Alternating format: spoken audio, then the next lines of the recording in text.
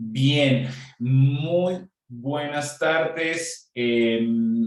Siendo las 3 de la tarde del lunes 22 de noviembre, damos inicio a este acto de sustentación pública del trabajo de grado presentado por Natalie Bustos Sánchez, titulado Representación y participación femenina en la política colombiana, un estudio sobre la ley de cuotas. Este trabajo de grado ha sido acompañado por la profesora Carolina Moreno y el Departamento de Filosofía e Historia del Derecho ha designado como lectora a la doctora Tania Luna, que es profesora del Departamento de Derecho Público y que consideramos que pues, sería por toda su experticia, por su conocimiento en el derecho público y además por sus investigaciones y preocupaciones con enfoque de género, creemos que puede ser una lectora bien cualificada para este trabajo. También nos acompaña la coordinadora del Departamento de Filosofía e Historia del Derecho, la doctora María José Hernández, y con estas presentaciones vamos a poner en conocimiento de la estudiante Natalie las reglas que rigen este procedimiento de evaluación. Previamente, en las actuales reglas que tenemos o sea, que regulan el proceso de evaluación del trabajo de grado, actualmente se tiene que el proceso de lectura el manuscrito, la entrega de resultados escritos, es un proceso secreto. Hasta este momento pues se está conociendo la condición de la persona que evaluó el trabajo, y la primera fase es una fase cualitativa de evaluación en donde la calificación es si el trabajo no tiene los suficientes elementos para ser presentado, pues se da un concepto de no aprobatorio, o hay otras dos posibilidades de una aprobación solicitando correcciones o una aprobación sin correcciones. En el caso de este proceso, ya se ha dado un visto bueno para pasar a la sustentación y, como digo, ese es el valor cualitativo de este proceso. La sustentación oral y pública tiene la calidad de otorgar la nota de tipo cuantitativo. Y para eso se espera que la estudiante realice una presentación en donde se explique el planteamiento del problema, los objetivos, la metodología, los resultados de investigación, en un espacio de tiempo que no puede ser superior a los 30 minutos. Yo haré ese rol de controlador de el tiempo, y como pues estos son unas reglas de la facultad, pues digamos eso no es, digamos no tiene extensión, no es negociable, y en el momento en que se hacen los 30 minutos pues lo haré saber. Si en el chat puedo anunciar 5 minutos antes de que ese tiempo sea cumplido. Posterior a ello, el reglamento establece que la evaluadora hará comentarios o preguntas a la estudiante. Esto es muy importante, Natalie, porque en la rúbrica de evaluación que da la nota cuantitativa, los elementos que tenemos en esa rúbrica evaluativa corresponde el 50% a tu sustentación y el 50% a la respuesta que tú hagas a las preguntas que te realizó la evaluadora. Entonces, yo te hago una recomendación de estar muy atenta a los comentarios y a las preguntas que la doctora Luna te realice, porque es con base en eso que vas a ser evaluada en el 50% de tu nota.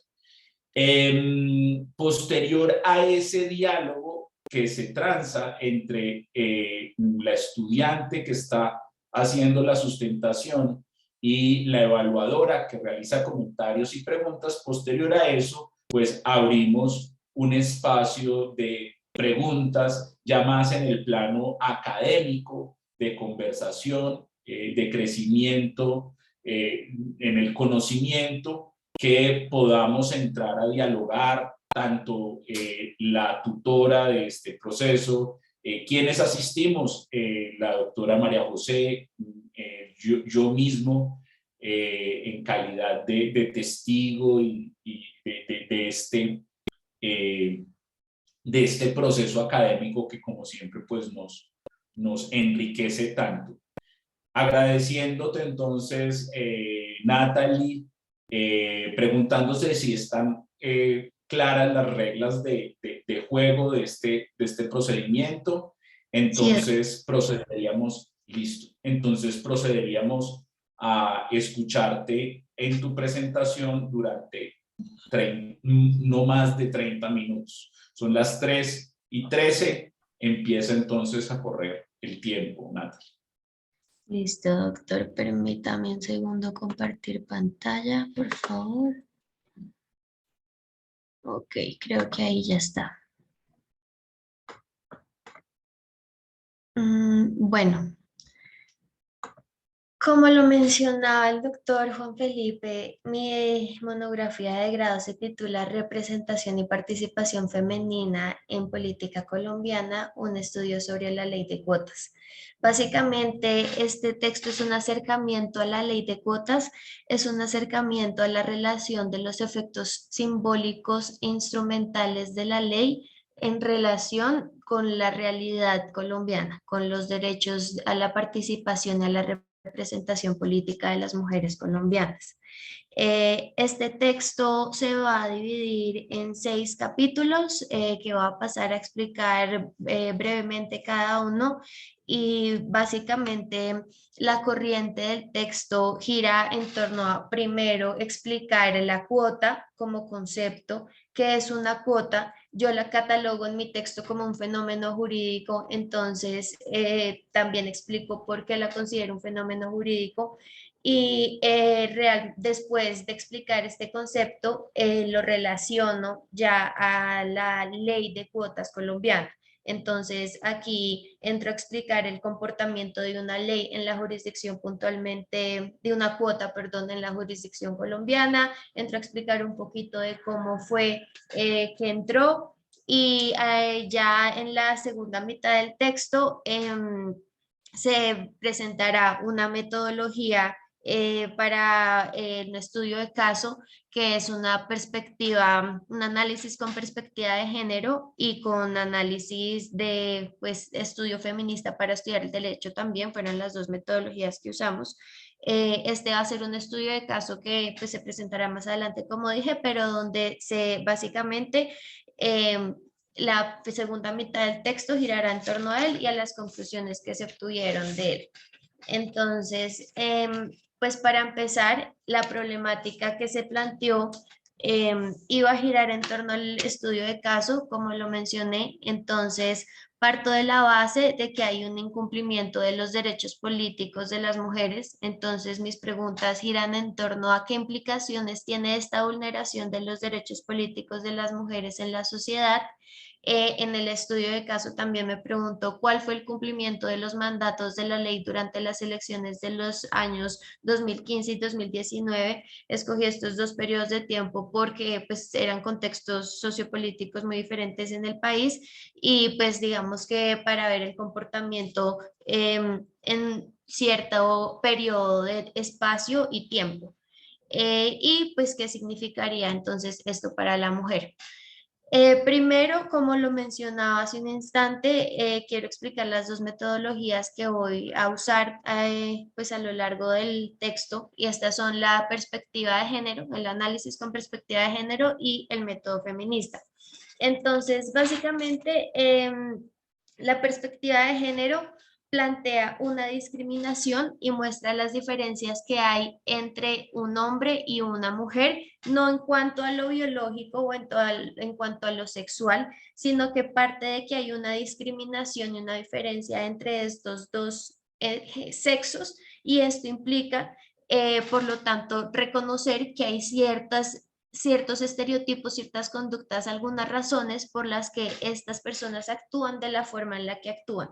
Y estos estereotipos que se convierten en estereotipos luego en roles sociales o roles de género, son los que van a generar muchas veces los desequilibrios y las discriminaciones de las que parte la perspectiva de género. Entonces, primero voy a hacer uso de esta metodología y la segunda va a ser el método feminista para estudiar el derecho, que parte de que de un sujeto que es una mujer y un objeto que es normalmente un concepto comparativo como el trabajo, la brecha salarial, algún concepto que se pueda comparar entre sexos. Parte de la brecha de cómo mostrar las diferencias entre este sujeto mujer y este objeto hombre, y este sujeto hombre y este mismo objeto. Entonces, muestra las diferencias sociales que hay entre hombres y mujeres, y también muchas veces dentro de las mujeres diversas entre ellas mismas. Entonces, bueno, para empezar ya en materia con el texto, eh, pues se parte de la base que en los mandatos del mundo las mujeres han sido subrepresentadas. Hay una histórica subrepresentación que latió tan fuerte en cierto punto que los organismos internacionales se preocuparon por crear ciertos mecanismos para que la mujer tuviera cierta voz, un poco más de voz. Entre estos mecanismos surge la cuota de género, que también se conocen como cupos para mujeres. Estas son un tipo de acción afirmativa en las cuales se tiende a querer revertir una situación de desigualdad. En este caso, en la política, lo que busca es contrarrestar la diferencia entre la cantidad de hombres y mujeres que hay participando en la política de cierto país. Estas medidas son muy rápidas ya que son tomadas por los estados, entonces siendo un mandato legal, pues es de aplicación inmediata, y esto genera que en las siguientes elecciones o en el próximo periodo en el cual pudiera aplicar este mandato, pues ya empezará ahí a actuar inmediatamente. Digamos que los efectos a largo plazo que tienen estas cuotas es que el sistema se vuelva un poco más receptivo a las postulaciones femeninas. Entonces se puede decir que tiene tanto un corto como un largo alcance en cuestiones de tiempo.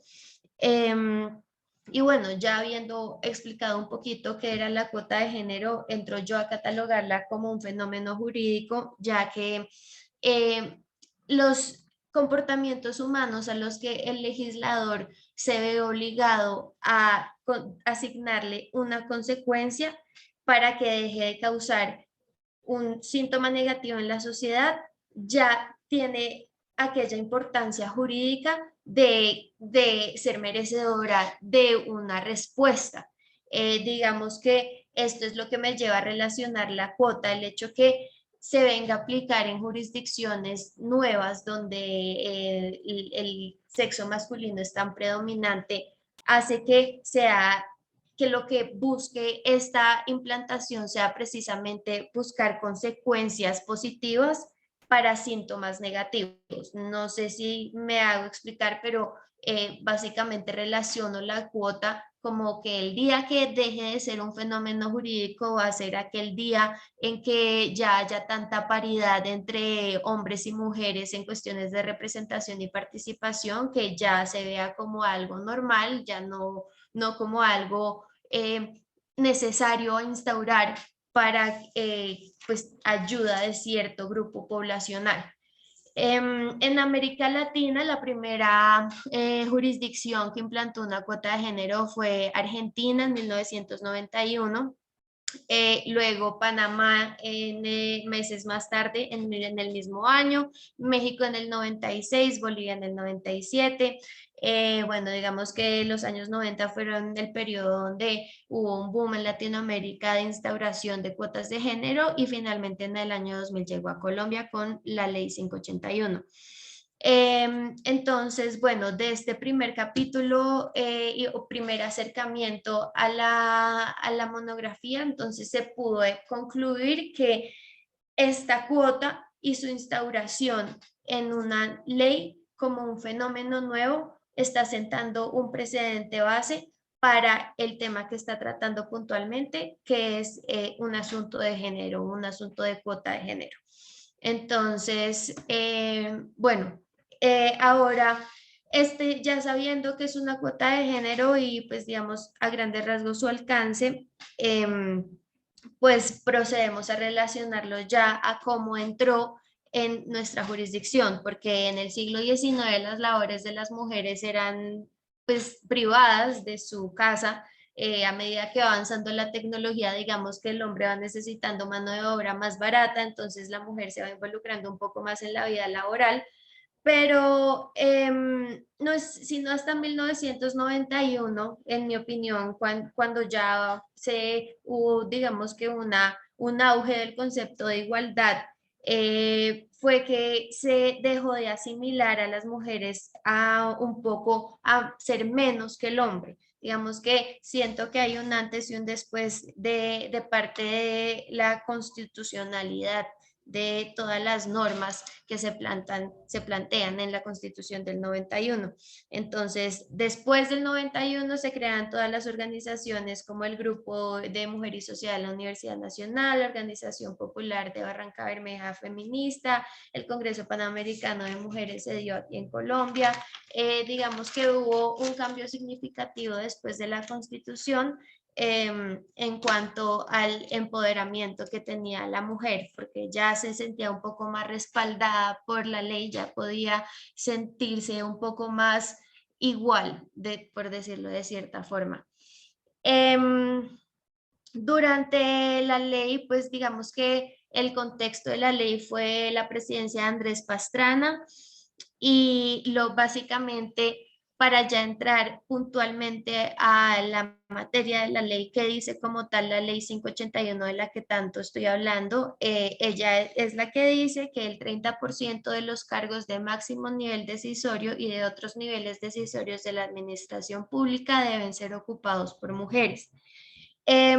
Bueno, realmente más adelante voy a entrar a mencionar que es un texto que realmente no explica por completo el alcance que tiene. Si uno lee estas líneas no se alcanza a imaginar que aplica a 137 entidades.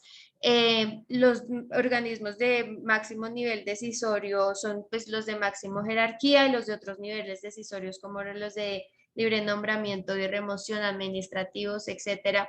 Digamos que hay muchos cargos envueltos dentro de estas pocas palabras.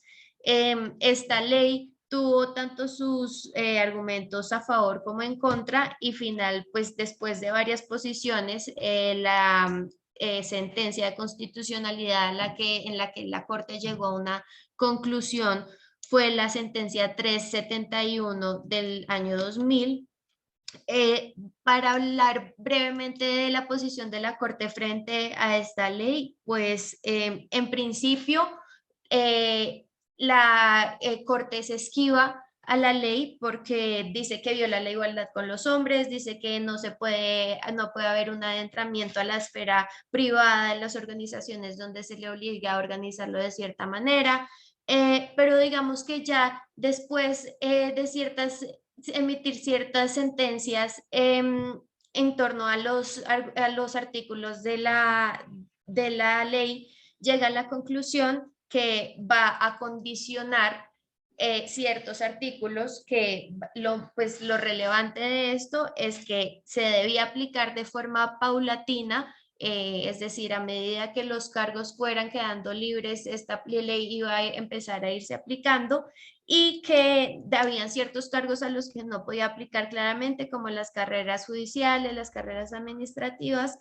y que la penalidad de la falta de cumplimiento sería una medida sancionatoria sugerida. Es decir, no, la Corte no obliga y la ley como tal tampoco en ningún momento obliga a cierta penalidad estricta en caso de este incumplimiento, simplemente lo que la ley y la Corte después reitera que como debe ser es que debe ser la sanción sugerida para el caso concreto. Entonces, bueno, ahora eso por un lado, eso es por el lado, digamos, del texto de la ley, de lo que dice como tal la ley, los mandatos de la ley, la posición de la Corte frente a la ley. Y ahora hay un tema muy importante que, pues, que necesita tocar el texto para el estudio de caso más adelante, y son los efectos instrumentales y simbólicos de la ley de cuotas. Entonces, los efectos instrumentales se tienen que entender como la función de protección al bien jurídico que busca modificar la realidad y que puede ser de aplicación inmediata. En este cambio, en este caso, la materialización de la conducta que se quiere dar es cambiar la poca participación de las mujeres en la política. Entonces, digamos que tiene esa función, el elemento instrumental de querer modificar la realidad de la sociedad y prevenir que los comportamientos que no quiere que se den se sigan dando, mientras que el aspecto simbólico de la ley lo que quiere es transmitir a la sociedad cierto conocimiento valorativo, lo que quiere es influenciar a la sociedad a que tenga un comportamiento positivo después de que haya una influencia, una idea de cambio en la conciencia social. El efecto instrumental de la ley está contemplado en el artículo 4, mientras que digamos que los efectos simbólicos sí ya están contemplados en la exposición de motivos de la ley. Bueno, digamos que en este punto es importante recalcar que eh, siendo que hace apenas 67 años, pues desde 1954 que empezó tan activamente la participación de la mujer en cuanto al voto, el año en el que ya el movimiento sufragista logró pues el derecho al voto. Desde esta época se viene, pues desde un poco atrás, pero digamos que en cuanto a cuestiones de género se viene planteando mucho los efectos simbólicos o el lado simbólico que quiere instaurar la ley, porque se ha llevado también una conciencia ahora del legislador de lo que quiere que quede en la psiquis de las personas, de lo que quiere que quede en la conciencia de las personas. Entonces, digamos, ese es como el lado simbólico también de la ley. Ahora, siendo que ya pudimos analizar los aspectos de la ley, ya pudimos analizar la cuota aplicada en la ley de cuotas, pudimos analizar el texto de la ley, entramos a unir estos conceptos con cómo entran a relacionarse con los derechos a la representación y participación política de la mujer, que son, pues como lo digo en el texto, de los más vulnerados para las mujeres en el mundo. Entonces, para este punto voy a entender la participación como el derecho a ser elegido. Digamos que la connotación pasiva del derecho a la participación, mientras que por el lado de representación, pues sí voy a hacer referencia a aquellos actos que un mandatario tiene que ejercer en función de esa personificación que debe tener un mandatario en cuanto a su pueblo, en cuanto a los intereses de las personas que está representando. Entonces, bueno, digamos que en este punto, siendo que, como se demostrará más adelante en el estudio de caso, pues igual yo partí de la hipótesis que que los porcentajes, es decir, los efectos instrumentales de la ley no se cumplen en su cabalidad, no se cumplen del todo. Digamos que el primer efecto que yo propongo aquí en cuanto a relacionar los derechos de las mujeres con estos conceptos es la subrepresentación política, y precisamente me lleva al punto que acaba de decir, que un representante debe tener una personificación de las personas que representa.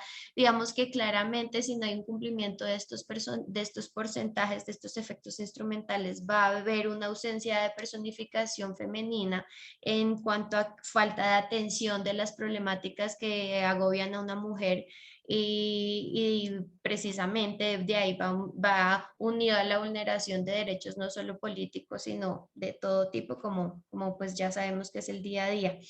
Además, no hay una justa proporción.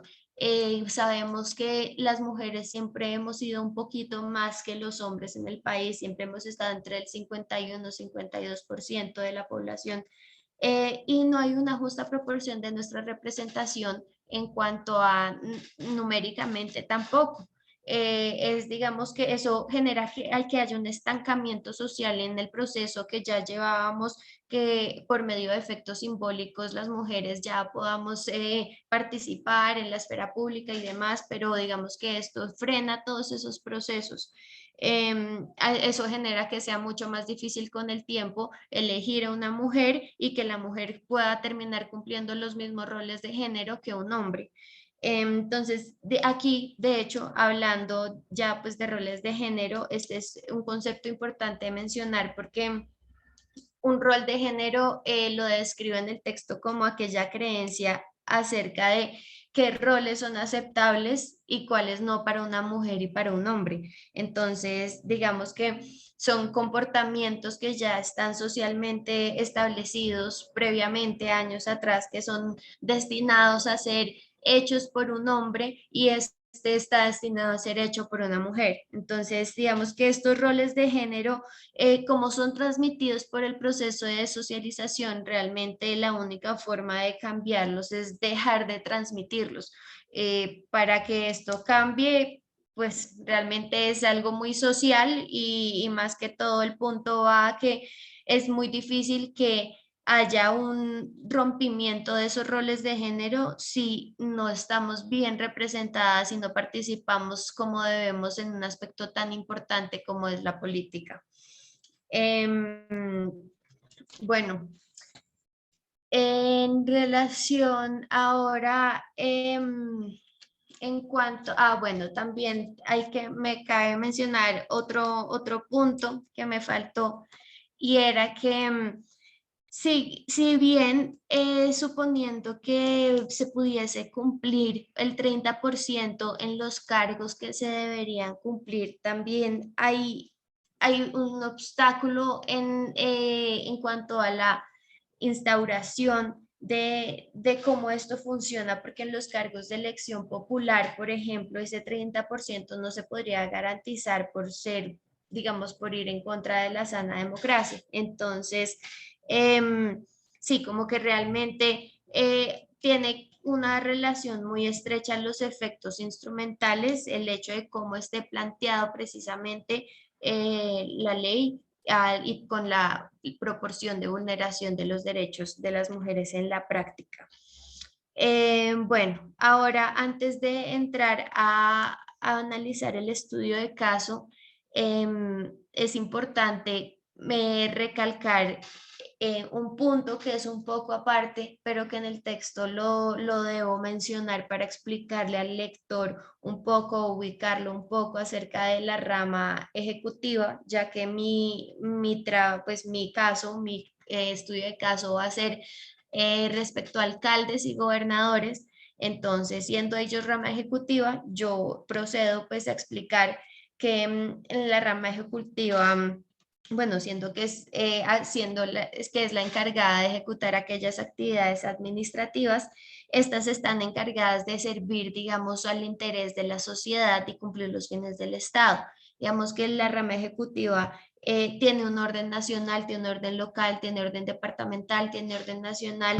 Es muy importante, como lo va a señalar más adelante, es muy importante en cuanto a la practicidad lo que el legislador puede hacer. Es decir, los que ejecutan finalmente es precisamente la rama ejecutiva y como más adelante voy a mencionar, ellos en sus planes de desarrollo, que van a ser una herramienta muy útil para mí en mi estudio de caso, ellos en estos planes de desarrollo plantean muchas políticas que muchas veces se quedan cortos en cumplir, o que no tienen no cobijan lo suficiente lo que deberían cobijar. En muchos planes de desarrollo ni siquiera se puede encontrar una agenda de género. Entonces, digamos que es importante también, de ahí que recalque yo la importancia del aparato ejecutivo, porque realmente el ejecutivo tiene que ejercer políticas puntuales y muy prácticas para que haya una conectividad con lo que la rama legislativa quiere hacer, pero con lo que en realidad puede también suceder. Ahora sí, entro a hablar de la parte cualitativa y cuantitativa de mi estudio de caso. Básicamente para el método cualitativo, para el método cuantitativo, que es el más corto realmente, lo que hice fue una recopilación de datos. Entonces voy a proceder aquí brevemente a mostrar como los datos que recogí. Entonces están las gobernaciones del año 2019, cuántas mujeres se postularon, cuántos hombres se postularon y finalmente quién ganó. Entonces, digamos, aquí vemos que en el 2019 solo hubo 2 mujeres. Y aquí está pues el porcentaje con el que ganó cada uno y el partido. Entonces, esta tabla la hice pues con los datos del DANE para las gobernaciones del año 2019, gobernaciones del año 2015 y pues de los 1.103 municipios también hice cada uno para el año 2015 en las alcaldías para analizar mujeres contra hombres y finalmente quién ganó en el año 2019, así como en el año 2015. Entonces, bueno, esa es, digamos, la parte cuantitativa del estudio de caso, mientras que la parte cualitativa se basa en seguir 6 pasos planteados por Alda Facto, que es una escritora feminista que es miembro del Consejo del Consejo de Género de la Corte Criminal Internacional. Entonces, me basé en los 6 pasos que ella planteaba para hacer un análisis con perspectiva de género en un fenómeno legal, y estos son los que procedo también a plantear a lo largo del texto. Bueno, entonces, esa es la parte cuantitativa. La parte cualitativa. Y pues llegué en cada aspecto llegué a diferentes conclusiones, pero bueno, digamos, ahorita procederé con las conclusiones. Rápidamente, lo que ocurrió en esta lectura de datos es que se encontró una parte simbólica y una parte instrumental. La parte instrumental se refiere a si se cumplió o no el porcentaje. La conclusión fue que no se cumplió. El 30% de 1.103 era 330 departamentos. No se logró el objetivo en ninguno de los casos estudiados. Entonces, digamos que si no hay aquí se logró concluir que claramente si no hay una consonancia entre lo local, si no empieza a cumplirse una cuota en lo local, no podemos esperar que se cumpla grandes rasgos, porque debe haber una consonancia y una armonía, ¿no? Desde lo local, lo gubernamental, distrital, etcétera. Y bueno, frente a la parte simbólica también estudiamos. Para el texto se estudiaron los planes de desarrollo de los departamentos y de los municipios que tenían alguna mujer ganadora o que participaba como candidata. Se vio que también realmente estaban muy cortos en cuanto a cuestiones de género, en cuanto a materias de protección a la mujer también. Y bueno, se concluye entonces que la ley abre un precedente para abrir una base, para coger un camino, pero digamos que no se puede pretender que lo jurídico y la realidad tengan el mismo tiempo. Digamos que es una ley relativamente nueva para la ley, pero pues ya vamos a ver si tiene veintitantos años. Pero creo que siendo que el tiempo en lo jurídico es un poco más lento, con el tiempo sí logrará pues generar los cambios que se requieren. Digamos que la cantidad de mujeres en lista sí mejoraría mucho la representación y participación de las mujeres. Claramente, entre más participación, más opciones para elegir hay, seguramente más mujeres electas habrá, pero pues si no participan es un poco complicado. Digamos que entre más mujeres participaran, habrían más políticas que no obedezcan estereotipos de género, por lo tanto, todo es una cadena. Esa fue otra conclusión a la que se llegó. Bueno, debe haber una consonancia, ay, creo que debe haber una consonancia entre lo local, lo departamental, lo nacional. Si no hay esta consonancia, es muy difícil, como lo decía, que se cumpla en grandes instancias si no empieza a cumplirse desde lo más pequeño. También se concluyó que la rama ejecutiva en realidad tiene una gran importancia en este aspecto porque debe encargarse de implantar políticas que sean prácticas y puntuales para generar una armonía la rama legislativa. Y, y bueno, que finalmente que es necesario cambiar a eso que creemos como normal para estar abiertos a que los estereotipos de género y los roles de género cambien.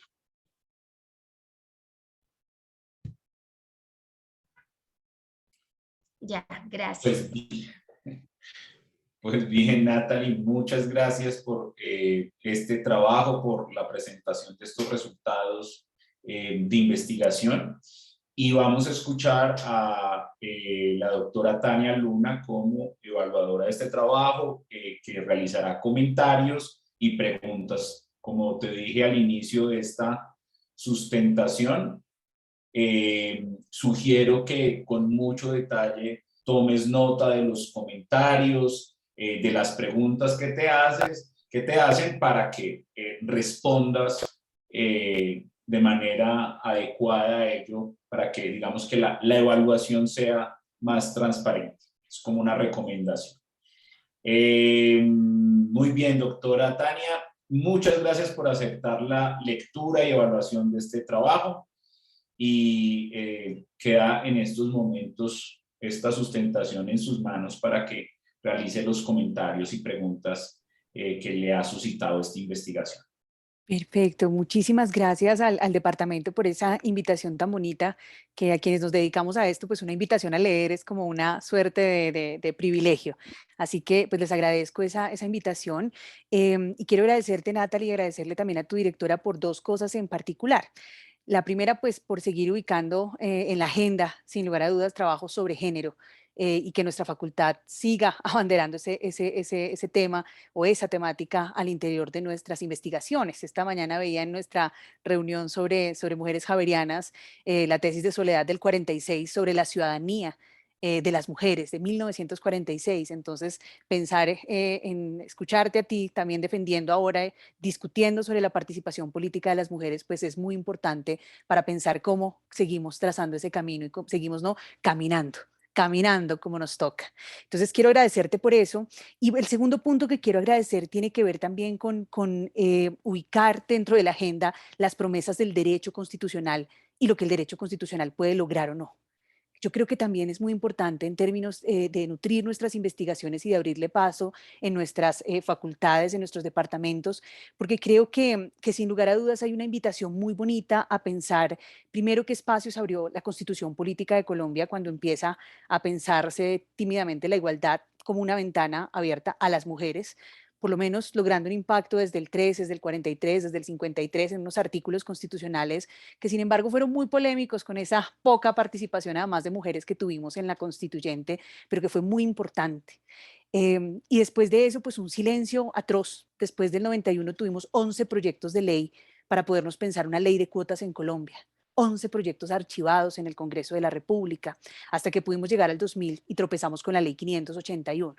Y ahí es donde yo creo que es muy importante tratar de entender como el rastreo que nos permite hacer el documento de grado sobre la promesa del derecho constitucional, en qué va y los efectos que puede generar, lógicamente, cuando se traduce en un instrumento de acción afirmativa de cuota o cupo, como lo es la ley 581. Entonces, quiero agradecerles por esos dos escenarios que me parecen de primer lugar en la agenda.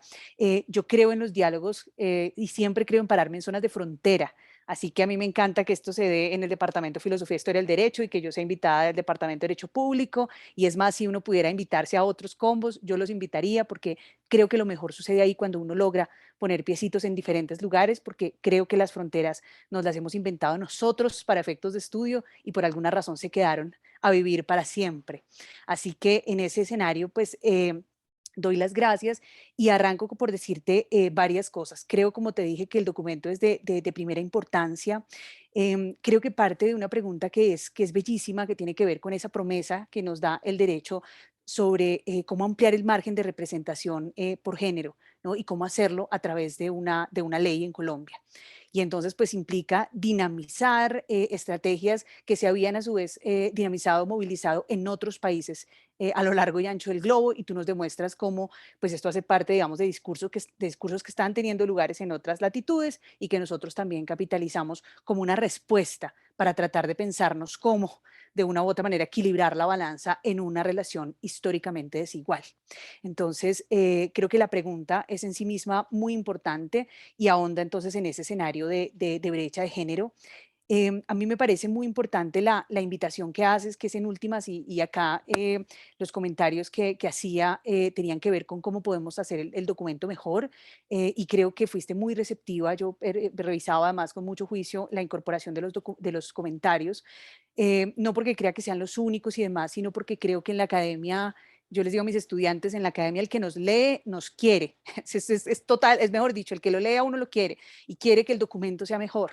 Entonces, en ese orden de ideas, creo que lo que, digamos, le faltaba al documento también en gran medida era que tú misma reflexionaras sobre qué entendías por perspectiva de género, además con una oportunidad bellísima de hacerlo de la mano de tu directora de tesis, sobre los efectos del derecho, ¿no? En últimas, una gran reflexión alrededor de eso, sobre los diferentes autores que pueden estar teniendo voz con autoridad en la literatura, autores y autoras que pueden estar teniendo voz con autoridad y que pueden ser claves, pero también al mismo tiempo que no se perdiera tu voz como tesista. Sí, y es un tema sobre el que quiero volver, y yo sé que, mejor dicho, quienes estamos ya incluso trabajando con estudiantes de doctorado, tenemos que empujar a los estudiantes de doctorado para que esa voz salga y no se pierda entre el mar de autores.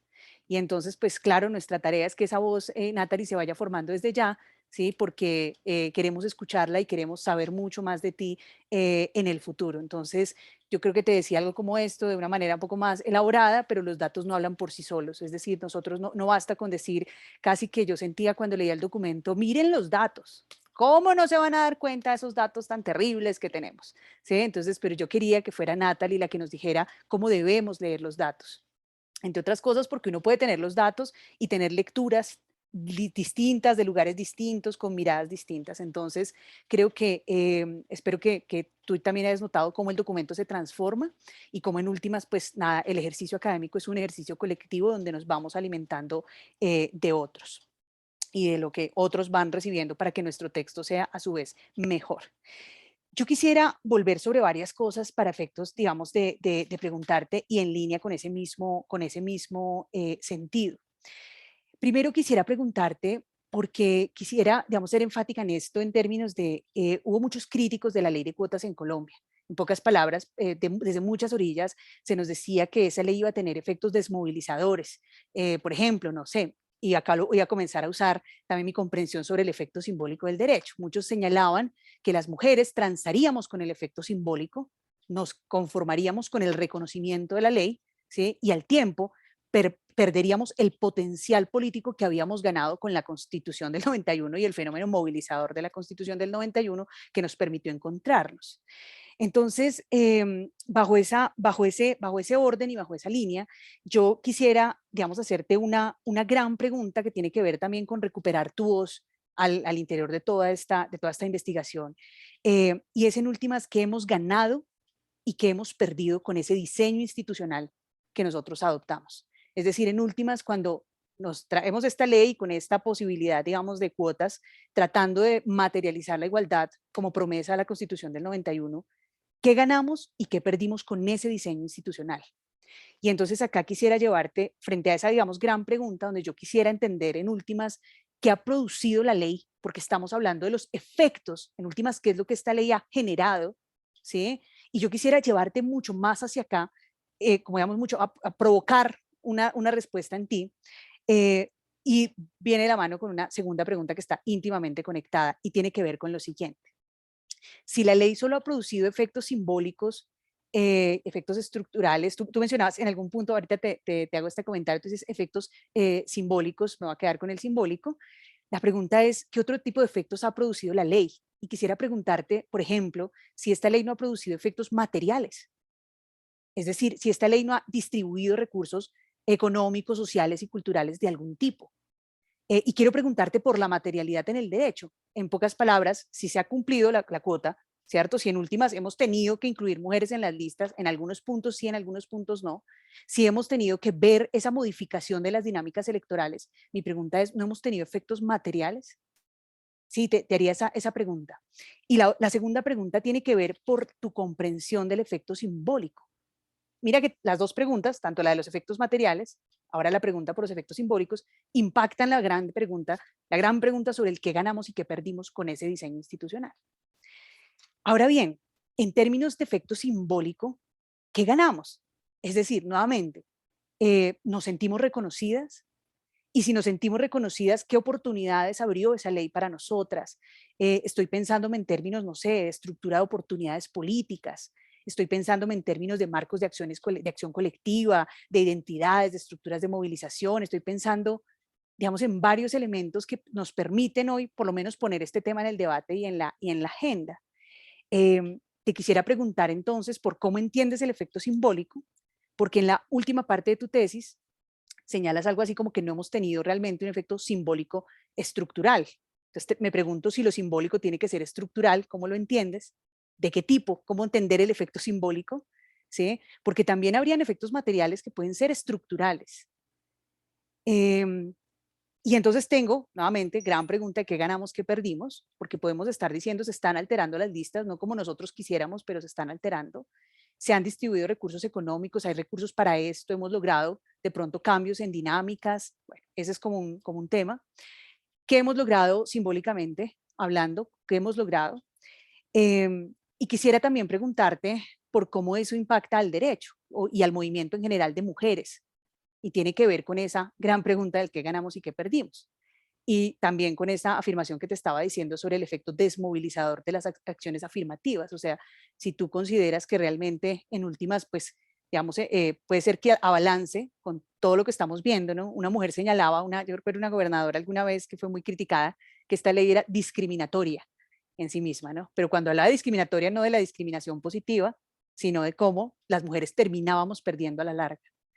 Y mi pregunta es, nuevamente, ¿realmente están perdiendo los movimientos sociales? ¿Será que creemos que estamos siendo reconocidas? Y tu tesis en últimas lo que nos está mostrando, Natalie, es que hay un falso reconocimiento. O sea que, por ejemplo, podemos hablar de cuotas en el papel, pero en la práctica no hemos logrado alterar las dinámicas de poder. Y entonces, digamos, como que me asaltan esas dudas. Y digamos, frente a eso, como varias razones que me atan a una pregunta metodológica, y es uno, ¿cómo evalúa los efectos del derecho? ¿Cierto? Y acá traigo a tu estudio de caso, que es tu apuesta, donde tú nos muestras, sin lugar a dudas, cómo lo que podría ser, yo lo veía así como una suerte de foto de un momento, ¿no? Con las gobernaciones, con las alcaldías, y nos das esa foto del momento, me parece que es muy provocativa, pero quiero más allá de esa foto, tratar de indagar en tu percepción sobre el por qué. O sea, si esta sigue siendo la dinámica, ¿por qué? Y en ese orden de ideas, preguntarte, y ya con esto prometo cerrar, insisto que yo considero que cuando un documento genera preguntas es porque es provocador y que ese es el objetivo de un documento que genere preguntas y que sea provocador. En ese orden de ideas quisiera trazarlo hacia el final con lo que tú denominas el método feminista y la diferencia con la perspectiva de género. A mí me parecía fascinante porque trabajando también con el gobierno nacional en muchos escenarios, es como que nos obligan, ¿no? Yo creo que Carolina lo sabe, y es poner la perspectiva de género, ¿no? Y entonces esto es una suerte de muletilla, pero cuando uno está sentado con los expertos en la mesa, nadie sabe qué es. Entonces yo te motivaba mucho a decirme, bueno, Natalie, ¿qué entendemos por esto? Entonces celebro mucho el esfuerzo además con Alda para traer lo que la perspectiva de género es, y uno cómo hacer estudios que involucren esa perspectiva de género, cómo voy a adoptar la perspectiva de género.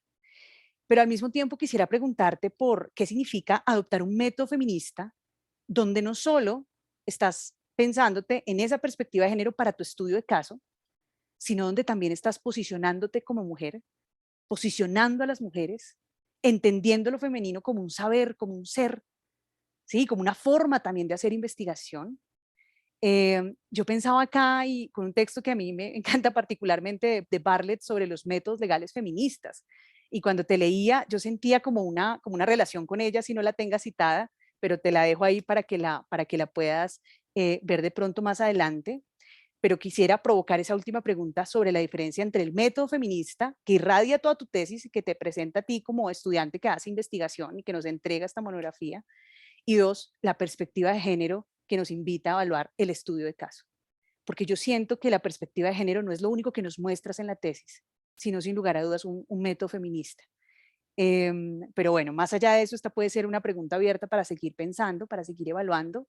Yo creo que lo más interesante, Natalie, es cómo tú puedes profundizar en lo teórico, o sea, tratando de pulir tus premisas, y acá toca sacar, mejor dicho, esas herramientas, sacarles el brillo lo mejor que puedas, para poder mostrar y poner a la mejor luz los datos que estás mostrando, que son datos maravillosos, pero que te permitan además posicionarte también a ti con una voz, ¿sí? Y yo digo que es que no se trata ni de innovar, ni de inventarnos, no, se trata de escuchemos tu voz frente a lo que tú realmente piensas, porque hacia el final yo siento que hay como un tema donde la tesis tiene un potencial tremendo. Me hace acordar este libro de Verónica Gago, La potencia feminista, o el deseo de cambiarlo todo, que es un libro bellísimo. Yo siento que la tesis tiene ese potencial. Y al final nos dice algo así como, bueno, pero es como gradual. El cambio del derecho es como gradual, poco a poco, paso a paso, ladrillito por ladrillito. La política se demora. Entonces, como que queda uno como con esa pregunta de, bueno, ¿y entonces qué tenemos que hacer? Porque siento que hay una visión liberal, social, progresista, donde se toma el derecho como bandera, donde se apropia el instrumento que la ley nos da para jugar en la arena que nos plantea el derecho. Entonces yo me pregunto acá como mujer, ¿qué hacemos para que esas cuotas sean una realidad? O si no son, pues entonces que se vayan y seguimos la movilización por otros medios, con otras herramientas, y renunciamos un poco a la falsa creencia de que tenemos un instrumento legal que puede ser redistributivo. Y entonces esas eran las preguntas que ya me generabas a mí más, por supuesto, como mujer en la academia, que también tiene que enseñar ley de cuotas, etcétera, etcétera. Entonces, pues me hacía estas preguntas. Agradecerte nuevamente por compartirlo, quedo muy atenta a tus respuestas, y a que por supuesto iniciemos una conversación más larga sobre este tema que me parece fascinante para nuestra facultad, para nuestra academia jurídica, sin lugar a dudas. Pues buenísimo esta propuesta, porque creo que lo que nos estás invitando es a conversar, a dialogar y a debatir. Están fascinantes esas preguntas. Yo, después de oír a Natalie, por supuesto que es quien en estos momentos ha ofrecido un texto y lo ha puesto a consideración del mundo académico.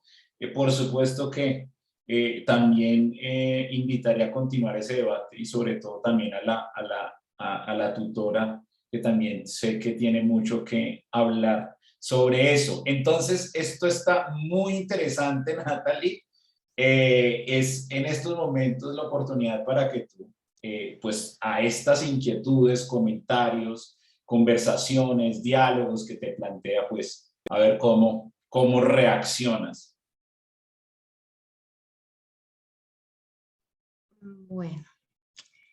Bueno, doctora. Son varias las puntualidades, pero partamos por donde empezó mencionando los críticos de la ley.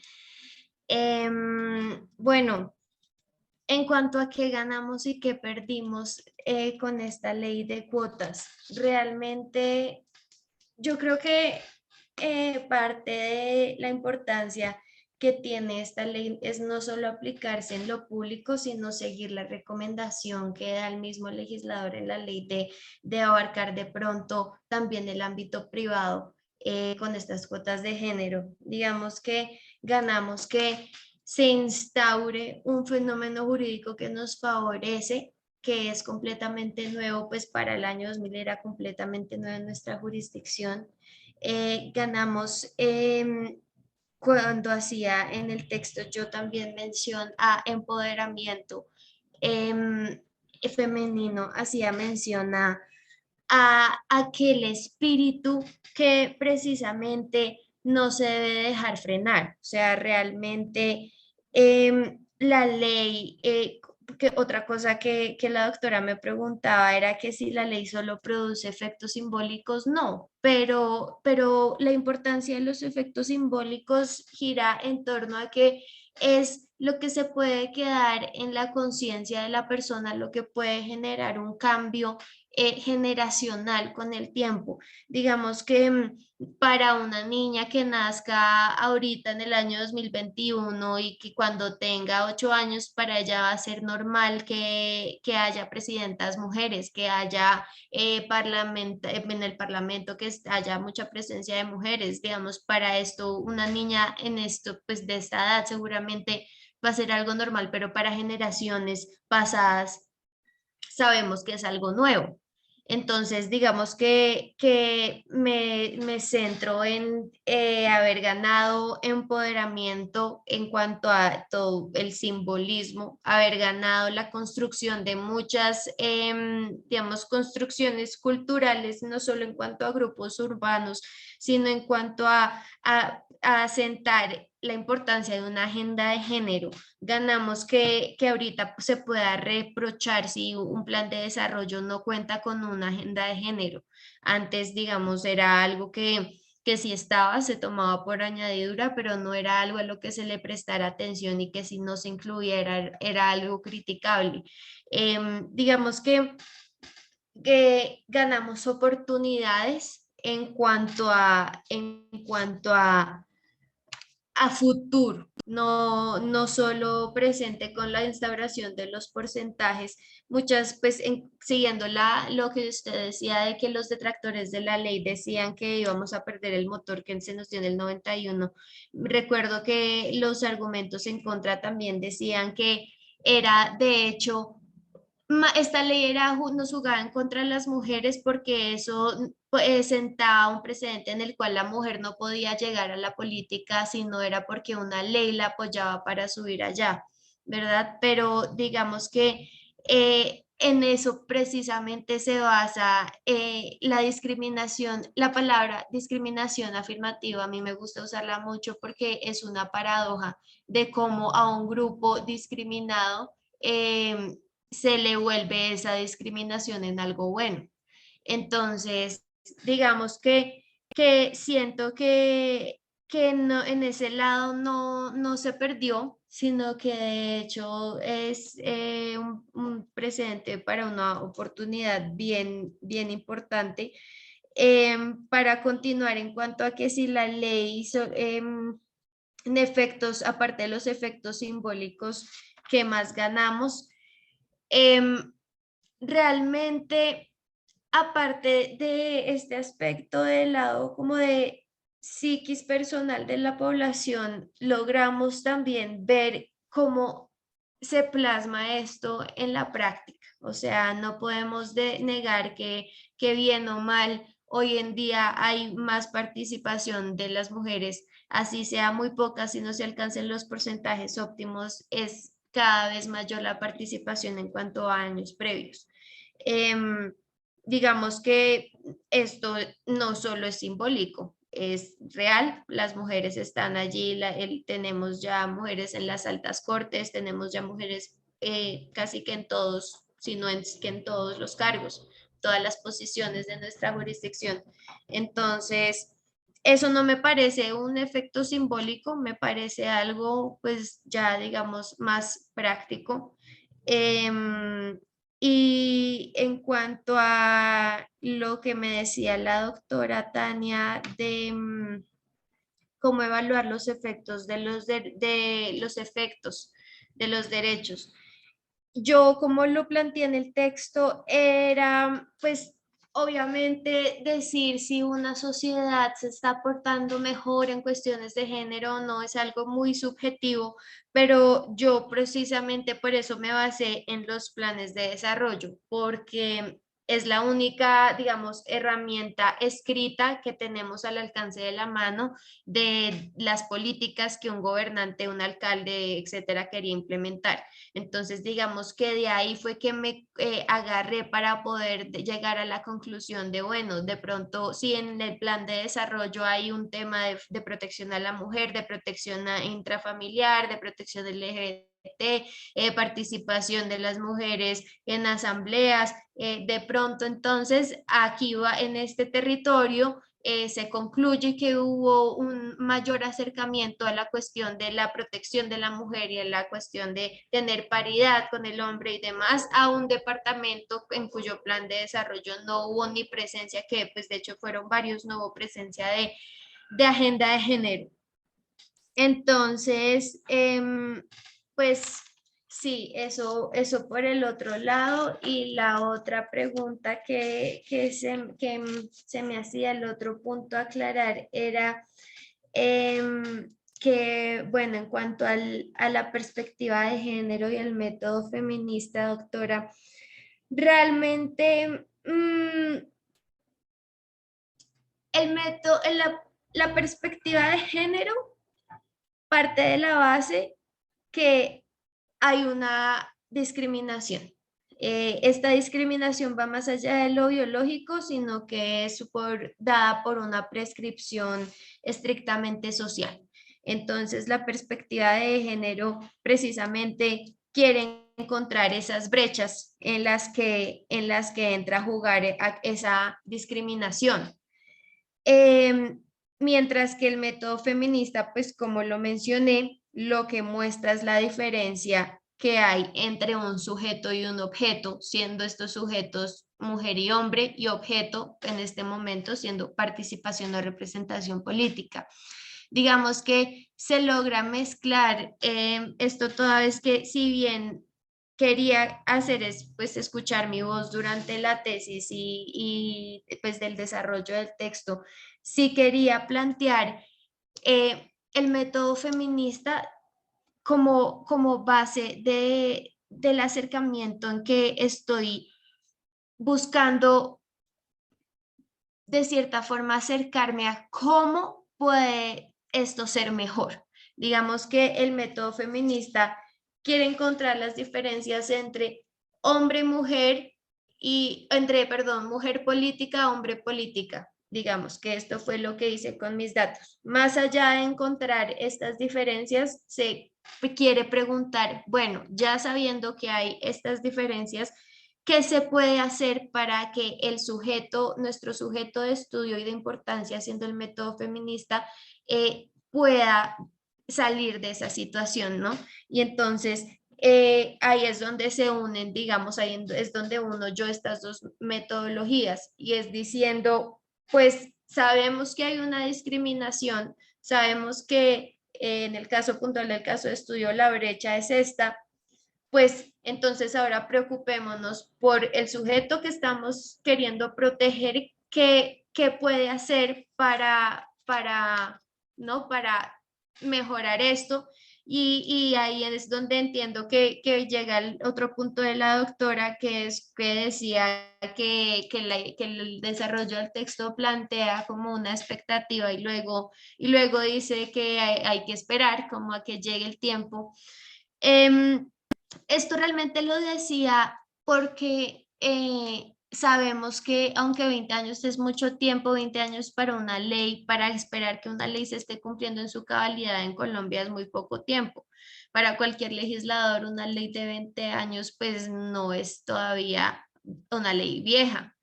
Entonces, digamos que en el caso de ya las mujeres, ¿qué más podemos hacer aparte de esperar que con nuestra participación hayan más políticas que rompan con estos roles de género? Creo que ahí vuelvo al punto desde donde empecé esta respuesta y es extender este fenómeno a todos los lados en los que se pueda extender, o sea, en cargos privados, en cargos de todo tipo, con todos los sectores laborales, extender la importancia de la participación de la mujer en todos los aspectos.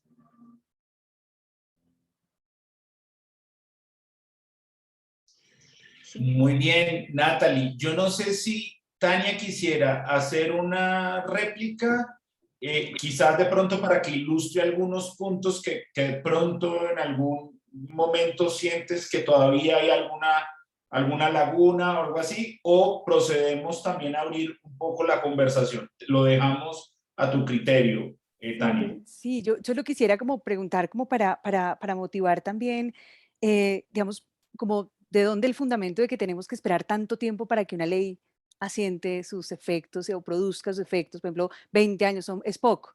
Lo pienso en contraste, por ejemplo, con la ley estatutaria de salud o con la ley estatutaria del derecho de petición.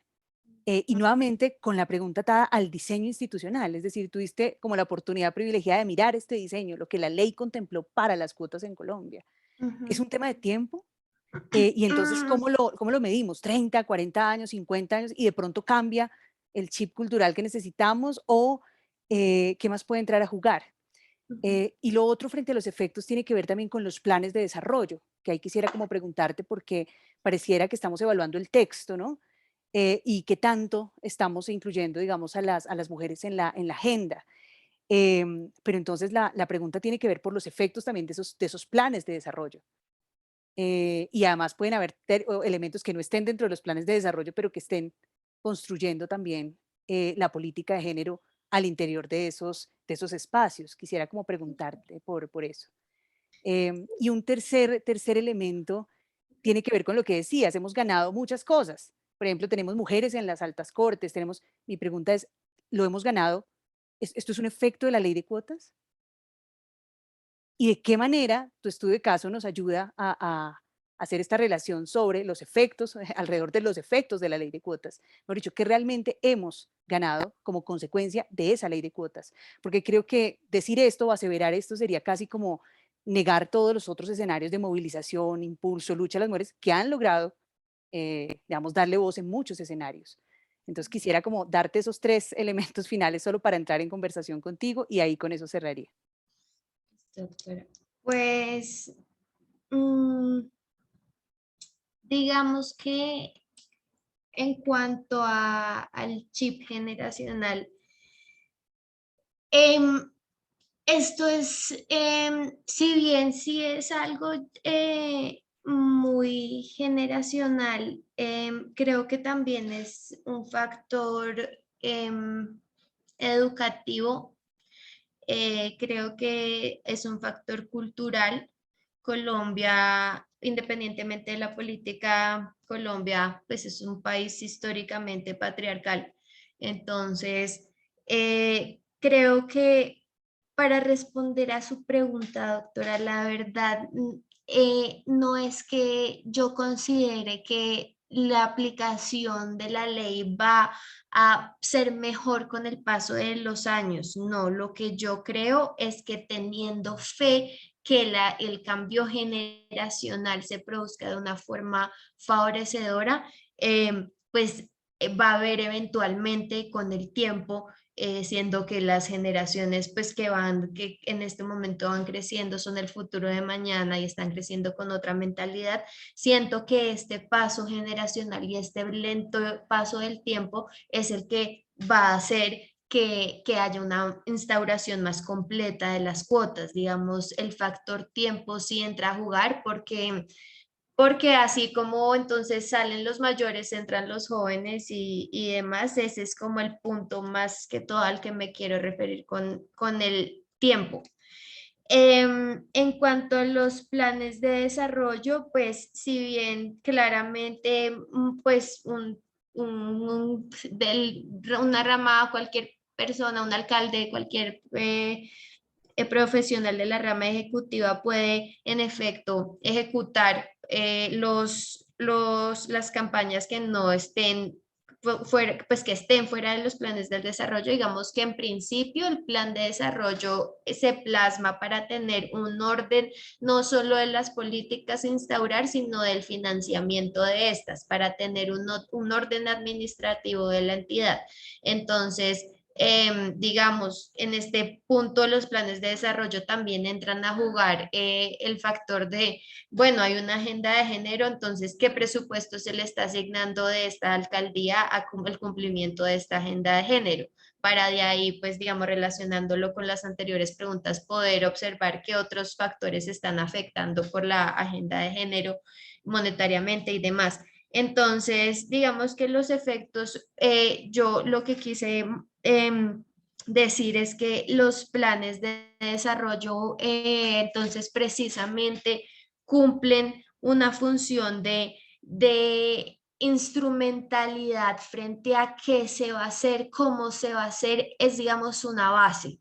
Si bien la base puede ser mejor, también nos garantiza que de ahí para abajo no debería ser peor, de cierto modo en cuanto a políticas, por ejemplo, hablando. Y frente al tercer punto que me planteaba la doctora de que si todos estos son solo efectos de la ley de cuotas, pues no, claramente eso sería desmeritar todos los avances en términos de género que hasta pues las grandes las mujeres que llegaron a la Asamblea Constitucional pues también plantearon y lograron mucho en materia de agenda de género en esa mesa. O sea, hay muchos, realmente muchos involucrados que aplaudir, pero me quise basar en la ley de cuotas, digamos, para que no sea de cierta forma tan olvidada, para que se note que es una ley que ayuda y que si estamos pendientes y como mujeres nos movilizamos, podría haber otros tipos de estas precisas leyes parecidas que nos ayudaran un poco más. Entonces, no es que sea efecto solo de la ley de cuotas en lo absoluto, pero sí creo que la ley de cuotas es un ejemplo de una ley que se debería aplicar a todos los campos, privado, público, todo. Gracias. Bien, si ahí vamos entonces a hacer el cierre de las preguntas, comentarios de la profesora Tania, pues yo quisiera animar la conversación en unos minutos haciendo un comentario. Primero quisiera hacerle una pregunta a la tutora, si de pronto está disponible la profesora Carolina. Me gustaría preguntarle ella cómo ve, habiendo dirigido esta tesis, cómo ve en estos momentos como el estado del arte de estas cuestiones en el departamento y en nuestra academia, sobre todo con muchas de las preguntas que ha puesto Tania en la mesa, que me parece que son, o sea, que son bien interesantes. Además, aprovechando que Carolina, la doctora Carolina, también tiene la doble condición de ser profesora del Departamento de Derecho Público, del Departamento de Filosofía e Historia del Derecho. Me parece muy interesante ya más allá del proceso evaluativo que ya, digamos, ha sido surtido de alguna manera en este diálogo y en esta conversación que han tenido Natalie y la evaluadora Tania, invitar a la conversación a la profesora Carolina sobre el estado del arte de estas investigaciones en nuestro departamento, en nuestra facultad y en el ámbito académico en general. Esa es como una pregunta que yo quisiera poner en la mesa, pero yo quisiera también poner de presente que la investigación, los resultados que nos presenta Natalie y la forma en que los ha presentado, pues trae una vieja conversación que no es solo del feminismo, que es en donde creo que buena parte de los comentarios, preguntas de la profesora Tania están dirigidas, y entonces yo lo que quiero poner en la mesa es si la presentación, si cuando manejamos el marco de la eficacia simbólica y la eficacia instrumental, si ese viejo marco teórico en el que nos metió Mauricio García Villegas, si ese marco teórico no nos plantea algo como que inmediatamente nos pone, en mi opinión, acá estoy, si nos pone en una trampa en donde lo simbólico es inmaterial, no real, y lo instrumental es material y sí es real. Que yo lo que escucho es en mi opinión como el planteamiento que está puesto en la mesa. Allí, en las investigaciones del departamento, en lo personal, en mi investigación ha sido muy importante y llevar esa conversación de la eficacia simbólica, algo diferente, o sea, no necesariamente el efecto simbólico, sino la eficacia simbólica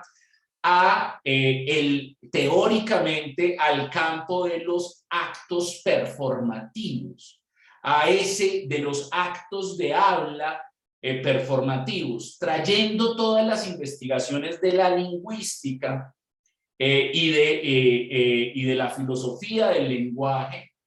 Digamos que hay un gran hallazgo en la filosofía occidental de primera mitad del siglo XX, en que además es un hallazgo que es absolutamente, es un conocimiento cotidiano para las culturas amerindias, y es que la palabra, el nombre, tiene magia, tiene capacidad, tiene una eficacia de transformar la realidad.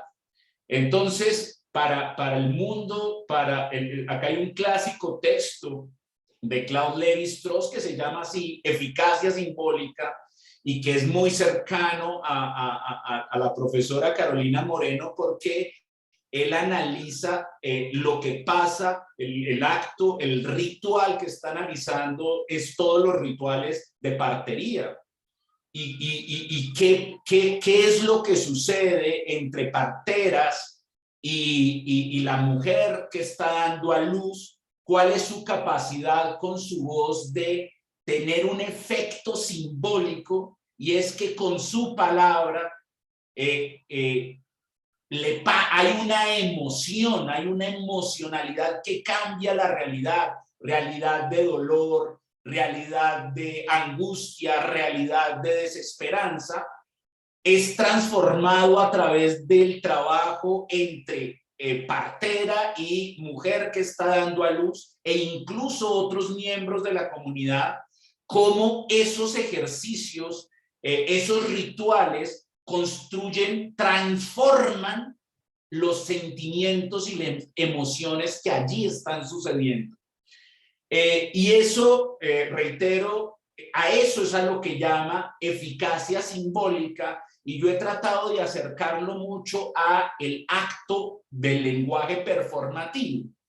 Los ingleses se dan cuenta que nosotros usamos el lenguaje no solamente para constatar, para chulear los logros, sino que nosotros usamos el lenguaje para generar emociones, para transformar la forma en que vemos el mundo. Y a eso, ese es el efecto perlocucionario en términos de los lingüistas. Trayendo todo esto, y me parece del mayor interés la oportunidad de conversar conceptualmente y académicamente, yo veo que en la respuesta que Natalie nos ofrece al final, cuando nos dice, es que si o sea, la tesis era un poco crítica frente a la eficacia instrumental, a la instrumentalización, a los efectos materiales de la ley.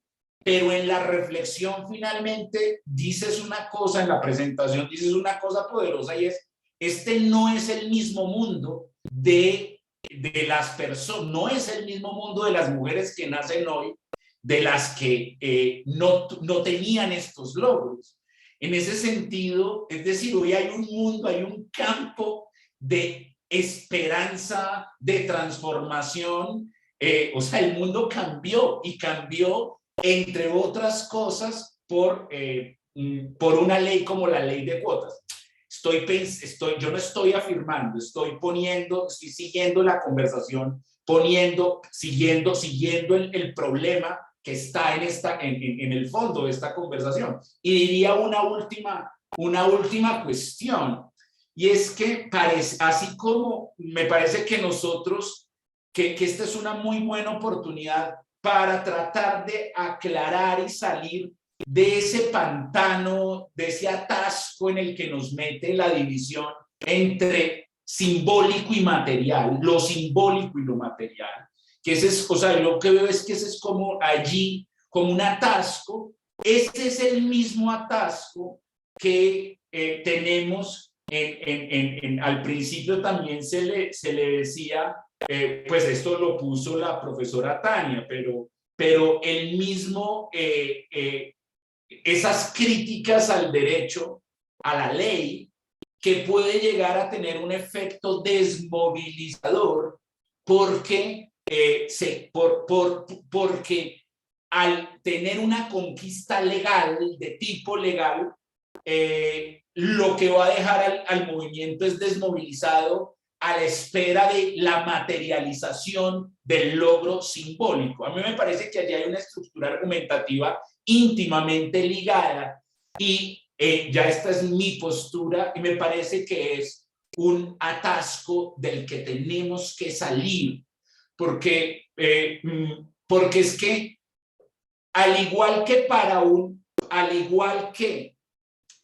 un progresismo, mejor dicho, la acusación contra el derecho la puede hacer igual, la puede hacer contra el derecho, contra la ley, como límite humano, lo puede hacer un movimiento progresista o un movimiento no progresista o reaccionario.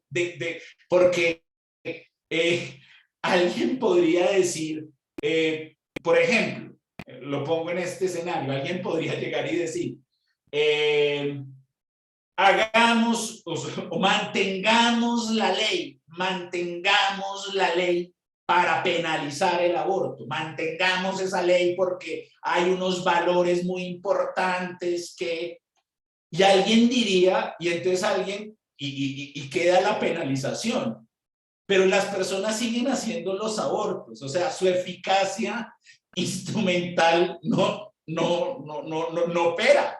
Pero, y sin embargo, los no progresistas que consideran, siguen que eso no es una necesidad para un grupo social, etcétera, etcétera, están muy cómodos con que la ley siga estando así, que siga penalizado. Ellos están muy cómodos por eso. Y están muy cómodos con eso por el poder, los efectos simbólicos del derecho, por los efectos, porque manteniendo esa ley, de alguna manera están enviando un mensaje que el mundo no cambia, que el mundo no cambia en relación con esos valores. Entonces, yo quería hacer ese comentario, porque entonces finalmente la acusación de es que tiene poca instrumentalización le puede quitar a la victoria misma, a la victoria jurídica, a la victoria legal. Entonces, lo que pasa es que la eficacia simbólica también tiene unos límites. Tampoco es la emancipación total y la salvación, porque de pronto la emancipación total y la salvación no existen. Y ese es el punto que es difícil también de digerir. Pero bueno, ahí pongo en la mesa esa conversación y como anunciaba también me gustaría mucho escuchar a la tutora de este trabajo, la profesora Carolina Moreno. No, pues esto nos da para seguir charlando un semestre más.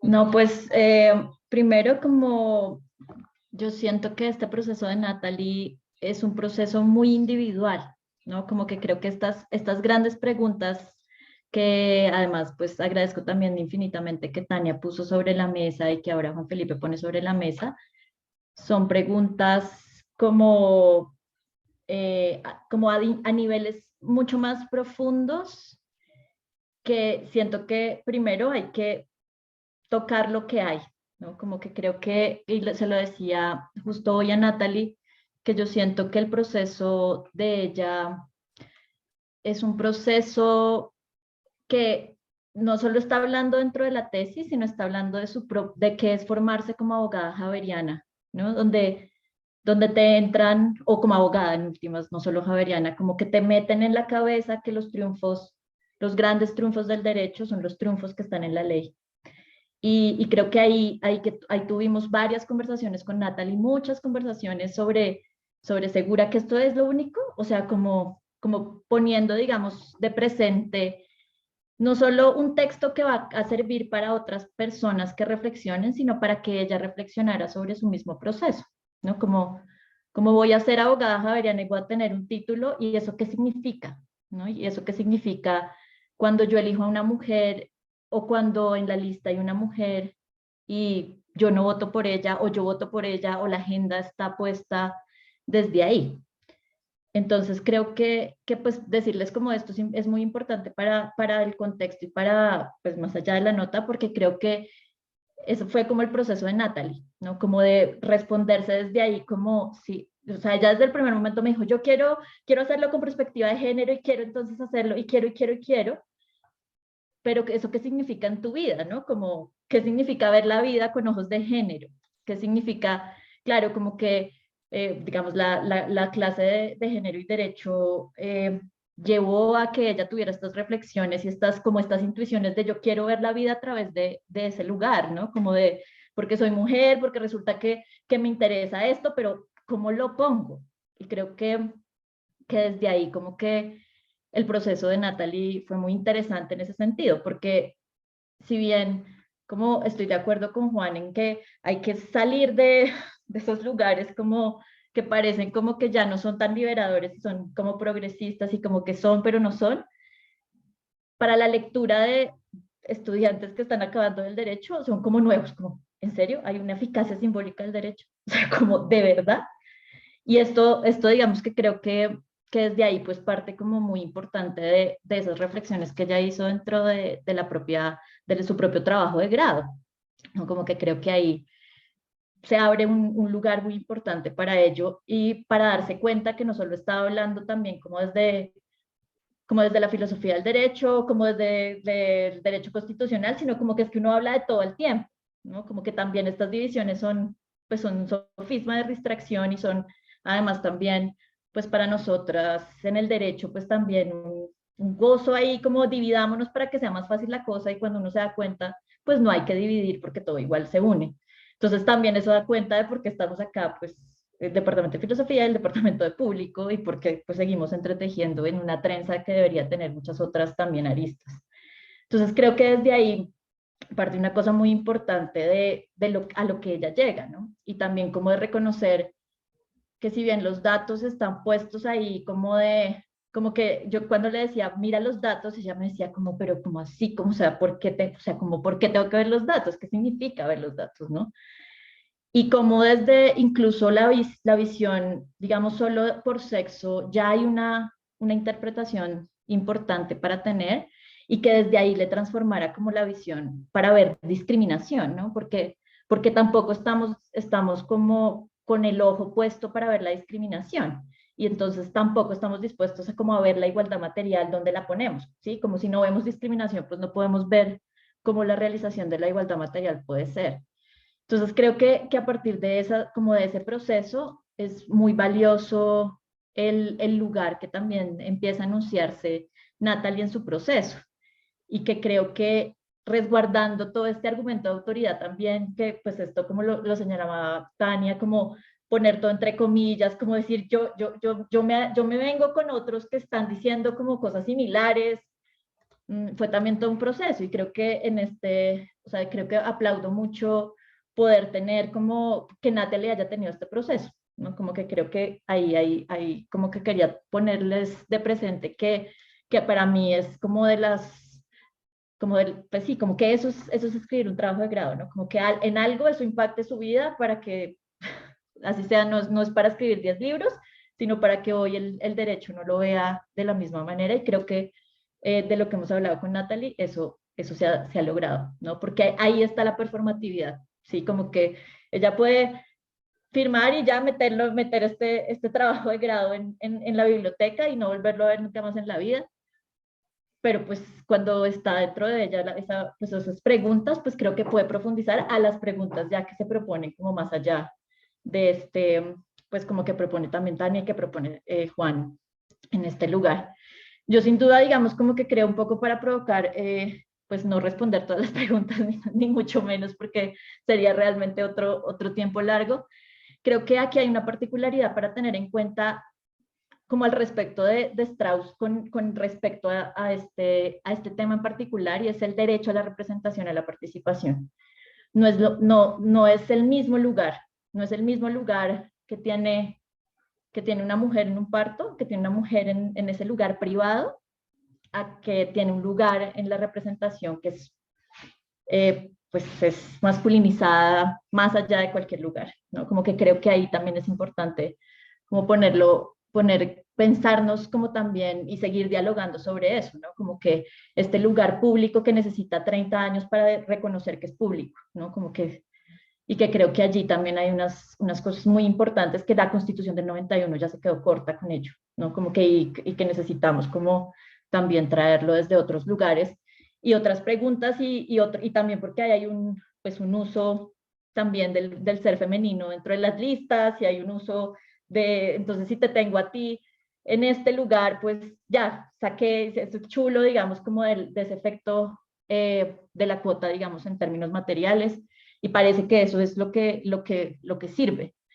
Y pues dónde está la agenda de mujeres, dónde está la agenda de derechos de las mujeres, dónde está, digamos, la diversidad y la diferencia de las mujeres, no muchas veces está.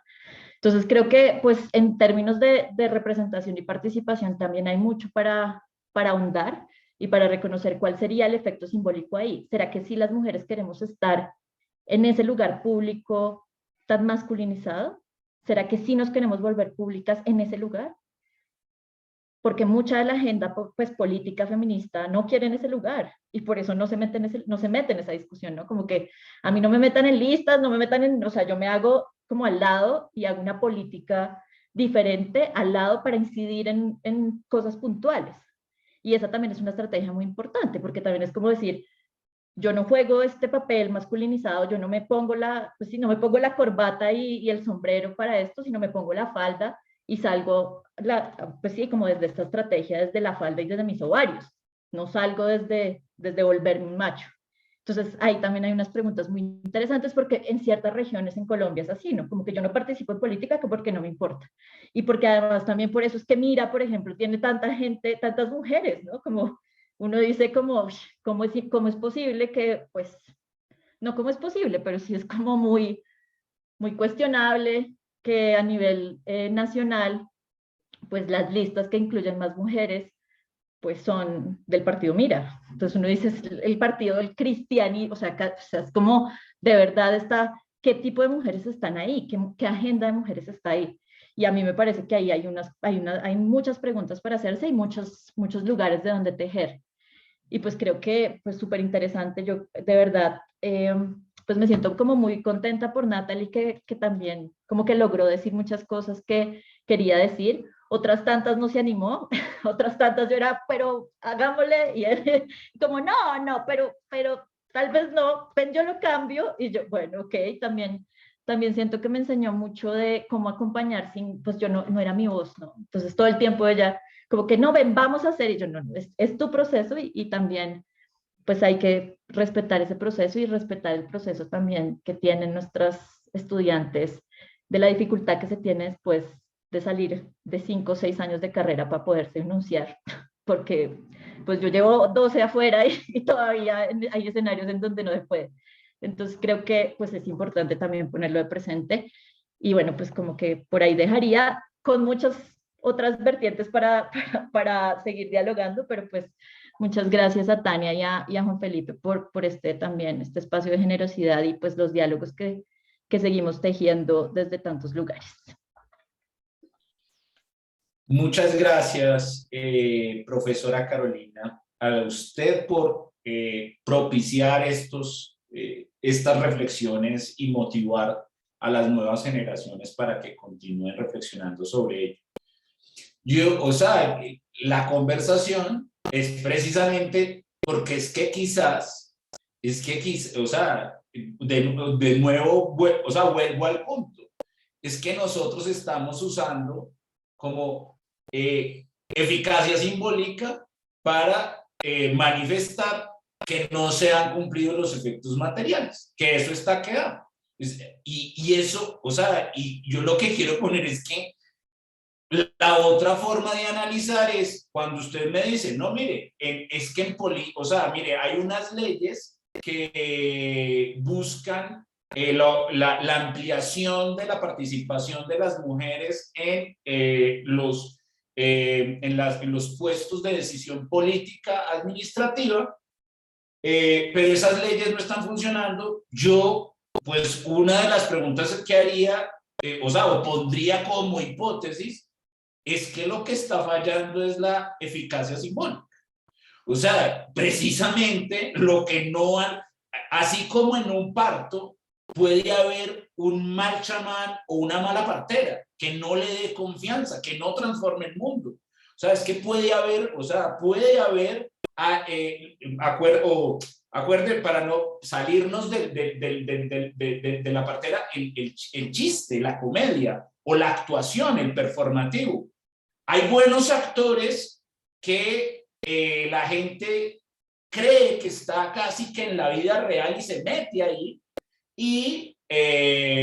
o comediantes en los que uno no puede parar de reírse como audiencia porque le creyó todo a quien está.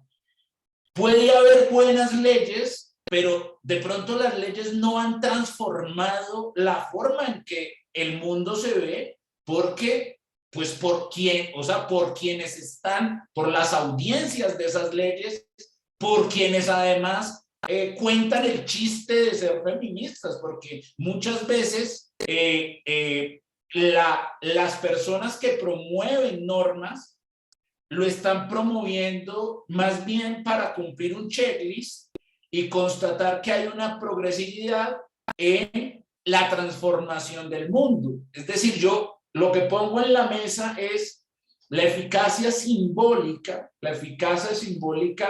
El grado lo medimos es en unas emociones y en unos sentimientos de credibilidad, de confianza. Son unas emociones, son además, la eficacia simbólica lo que genera es actos de fe, de fidelidad con el evento.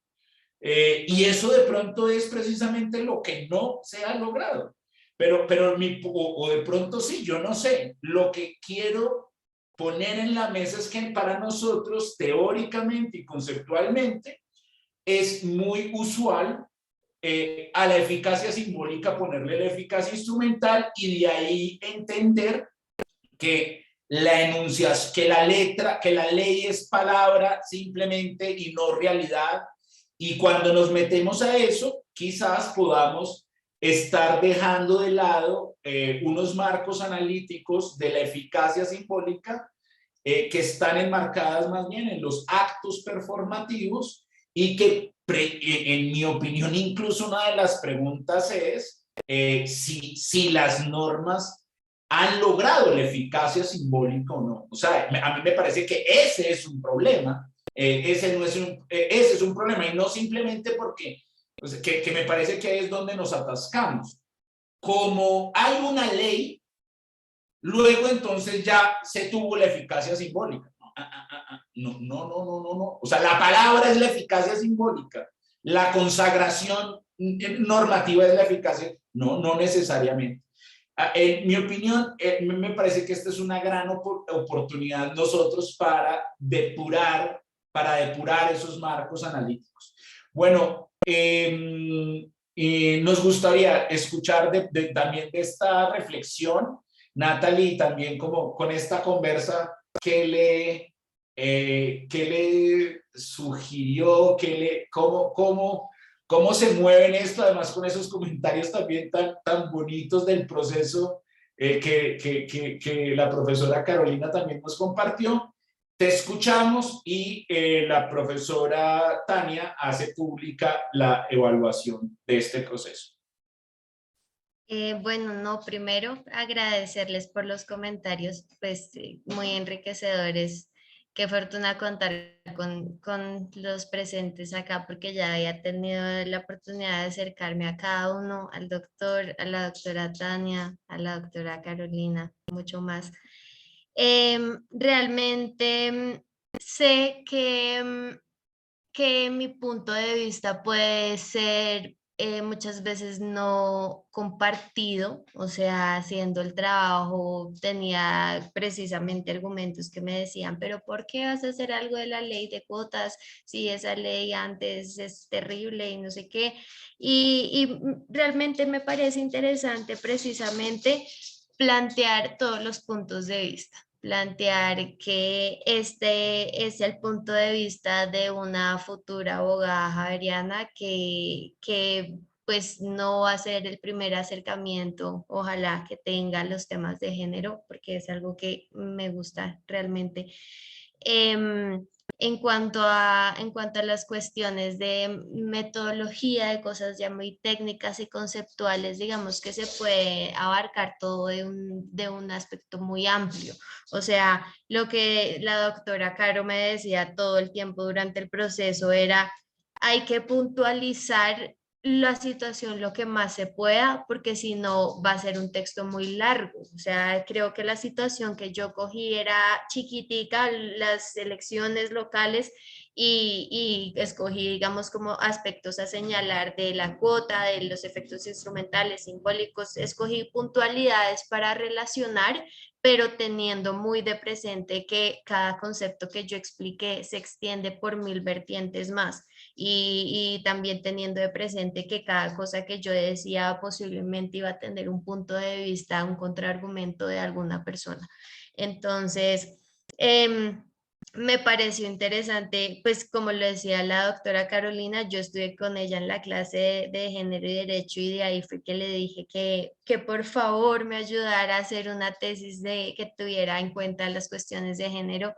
Y sí, me parece, pues de las personas con las que estudié, no, que yo sepa ninguna otra hizo este acercamiento a temas de género, y si nosotras mismas no somos quienes construimos a lo largo del tiempo en escritos y contemplamos la historia nosotras mismas, después los que no la van a contar van a ser los hombres. Entonces, parto también de esa base que son problemas que les corresponden a mi sexo, me corresponde a mí también de alguna forma empaparme del tema. Y eso era lo que quería lograr con mi monografía, básicamente acercar que haya una monografía en el repositorio de la Javeriana de un punto de vista de una abogada con vertientes feministas que pensaba de esta forma. Muchas gracias, Natalie. Me impacta mucho lo que estás diciendo, me conmueve mucho, me mueve mucho. Profesora Tania, este es el momento de hacer pública la nota, si la tiene ya disponible. Sí, claro que sí, pues la matriz de evaluación tiene dos componentes, uno sobre alrededor, digamos, de la sustentación oral y de toda tu presentación, y el otro alrededor de tus respuestas. Yo ubiqué la evaluación en los dos escenarios con una nota que califica la sustentación con un global de 4.5. Y quisiera señalarte que me gustaría, sobre todo en tus próximas presentaciones, además porque necesitamos esa voz trabajando en todos los sectores a donde vayas, pensándote mucho más en términos del problema que querías resolver, de los objetivos a abordar y mucho más centrada en argumentos, no solo como en esta recopilación de datos que nos presentas, sino cuáles son los argumentos para defender esa idea que quieres defender. Y eso viene atado también a este comentario de fondo de, por favor, queremos escuchar tu voz y que no seas, digamos, tan tímida a la hora de defender esa idea. Y sé que hay temas, por supuesto, teóricos, de fondo, estructurales, a los que estaba haciendo referencia Carolina, Juan Felipe, que tienen que ver con una discusión muy grande sobre la que tú también te estás posicionando. Y frente al manejo del problema de investigación y la respuesta, yo creo que tiene que ver con eso, con la comprensión del problema. Y acá yo hago una invitación, me parece que la invitación de Juan Felipe es bellísima frente a entender la eficacia simbólica del derecho desde una discusión mucho más texturizada, sobre todo porque eso está, digamos, el tema mismo de la eficacia es el eje central, está en tu título, está en el centro de tu investigación, y es importante empezar a retarnos con otros autores, cuáles son los autores que están ahí escribiéndonos en este campo, ¿no? A mí me parece fascinante lo que dice Juan Felipe, porque entre otras cosas lo abrazo desde la crítica feminista a los binarios. Yo creo que la falsa dicotomía que nos encierra entre lo instrumental, entre el mundo, perdón, simbólico y el mundo material, pues parece no estar aportándonos mucho, ¿no? Y que cuando entendemos que ese derecho nos confronta con mundos normativos, discursivos, culturales, materiales, yo creo que estamos ganando de una u otra manera en entender con mayor complejidad el derecho. Y es ahí donde yo entendía que tú todo el tiempo nos dices que este derecho importa, e importa y ha importado mucho. Y de repente sales y dices, pues sí, pero no. Y entonces como que lo que yo quisiera es que te mantengas en esa voz tan bonita, porque pareciera que importa. A mí me hizo acordar esto al tema de los críticos, cuando los críticos en los 60, 70 en los Estados Unidos están diciendo el derecho, ¿para qué? Esta vaina, ¿para qué? Esto es el bus de los poderosos. Votemos ese derecho para la basura. Y de pronto llegan los estudios de raza y la belleza dice, qué comodidad, dice, ¿no? El que va a votar a la basura el derecho, qué comodidad, qué privilegio el que puede darse ese lujo cuando es nombrado, cuando ha sido nombrado toda su vida. ¿Sí? Y entonces nosotras tenemos una historia que hoy comenzábamos a narrar tan bonita, ¿no? Donde las mujeres empezamos a llegar, llegamos y tenemos que valernos de todas estas herramientas en la política, y tú nos cuentas todos estos avatares tan importantes, y es acá donde yo quería decirte, no renuncies a esa voz. Eso, como tú dices, quiero ser esa monografía, ojalá seas más que eso, ojalá seas los libros que tengamos, ojalá seas los artículos que leamos, ¿sí? Y Muchas ojalá gracias. construyas esa historia. Muchas gracias a ti por Gracias, compartir. doctora. Gracias. No, qué emoción y de verdad, o sea, a mí me conmovió mucho, o sea, estoy como muy conmovido porque Natalie termina diciendo, para mí es muy importante estar en ese repositorio y que este trabajo esté y esta investigación esté ahí, de verdad me llena de emoción, te agradecemos, así lo creemos, así creemos nosotros.